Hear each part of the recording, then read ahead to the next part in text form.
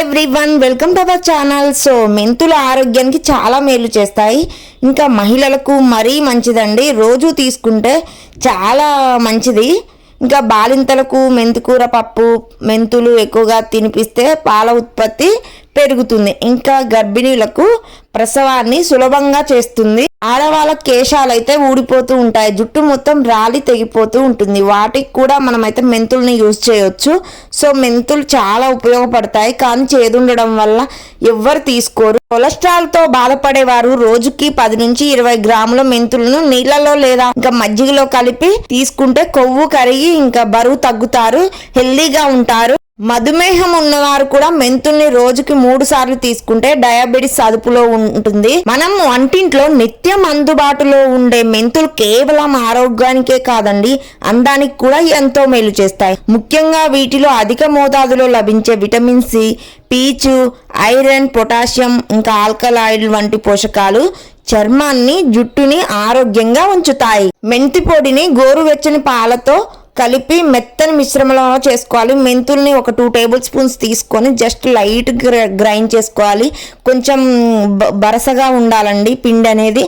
So 1/2 cup మంచిగా పాలు తీసుకోవాలి, కొద్దిగా లైట్గా తీసుకొని తర్వాత చన్నీళ్ళతో కడిగేసుకోవాలి. ప్యాక్ వేసుకోవాలి పేస్ట్కి అయితే. ఈ ప్యాక్ చర్మాన్ని కాంతివంతంగా మారుస్తుంది.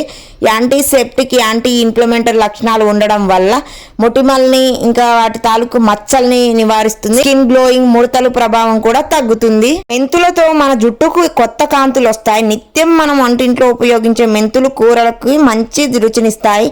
అయితే ఇది మన కురుల సౌందర్యానికి కూడా ఎంతో మేలు చేస్తాయి. మెంతుల్లో విటమిన్ సి, పీచు ఇవన్నీ ఎక్కువగా పోషకాలు. శిరోజాల సౌందర్యం కోసం కొన్ని టిప్స్ అయితే నేను చెప్తాను. ఇంకా కప్పు మెంతులు నానబెట్టి కొద్దిసేపు అయ్యాక మిక్సీలో వేసుకొని పేస్ట్లా చేసుకోవాలి. దాంట్లో 1/2 కప్పు పెరుగు, ఎగ్ వైట్ కలుపుకొని ఈ మిశ్రమాన్ని కేశాలకు మంచిగా పట్టించుకొని మీ జుట్టుకి తర్వాత గంట సేపు అలా ఆరనివ్వండి. తర్వాత శుభ్రం చేసుకుంటే జుట్టు నిగనిగలాడిపోతూ ఉంటుంది. హెయిర్ ఫాల్ సమస్య కూడా తగ్గుతుంది. ఇంకొక టిప్ వచ్చేసి, రెండో టిప్పు, ఇంకా మెంతులు నానబెట్టిన నీటిని అయితే ఒక స్ప్రే బాటిల్లో ఒక 1 అవర్ నుంచి 2 అవర్స్ మంచిగా మెంతులను అయితే కడిగి నానబెట్టుకోవాలి. సో ఆ వాటర్ని అయితే తల స్నానానికి 10 నిమిషాల ముందు మంచిగా జుట్టుకు అయితే స్ప్రే చేసుకోవడం వల్ల కురులు ఆరోగ్యంగా ఉంటాయి, ఇంకా హెల్దీగా రీగ్రోత్ అవుతాయి, బేబీ హెయిర్ కూడా పెరుగుతూ ఉంటుంది. మూడో టిప్ వచ్చేసి, ఇంకా చెంచా మెంతి పొడిని తీసుకోవాలండి. నార్మల్గా మెంతుల్ని 2 టేబుల్ స్పూన్స్ వరకు తీసుకొని మంచిగా గ్రైండ్ చేసుకోవాలి. సో ఆ మెంతి పొడిని కొబ్బరి నూనెలో వేసి బాగా మరిగించుకోవాలి.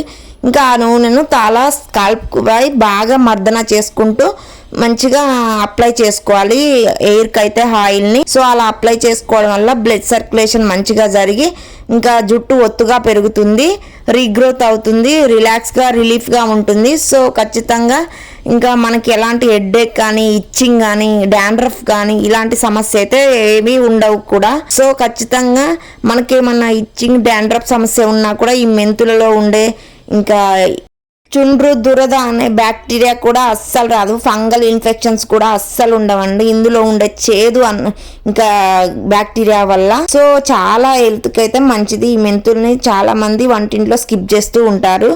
ఇంకా మెంతుల నీళ్ళలో ఇంకా నానబెట్టుకొని వాటర్ తాగడం వల్ల చాలా మంచిది.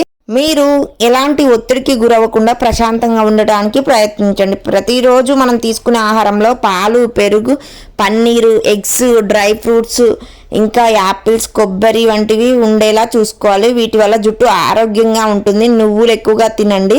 నువ్వుల్లో జుట్టు పెరుగుదలకు అవసరమైన కాల్షియం, మెగ్నీషియం వంటివి ఎక్కువగా ఉంటాయి. సో నా వీడియోస్ నచ్చితే ప్లీజ్ సబ్స్క్రైబ్.